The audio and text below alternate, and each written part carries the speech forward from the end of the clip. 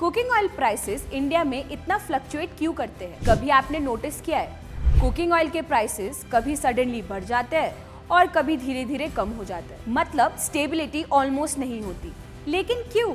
सबसे बड़ा reason, India import dependent है। हम अपनी रिक्वायरमेंट का लार्ज पोर्शन बाहर से मंगवाते हैं। पाम ऑयल, सनफ्लावर ऑयल, मतलब सप्लाई का कंट्रोल इंडिया के पास नहीं होता। अगर एक्सपोर्टिंग कंट्रीज में प्रॉब्लम्स आती है, जैसे वेदर इशू या जियोपॉलिटिकल टेंशन, तो इंडिया में प्राइसेस इमीडिएटली इंपैक्ट होते हैं। दूसरा फैक्टर, वेदर।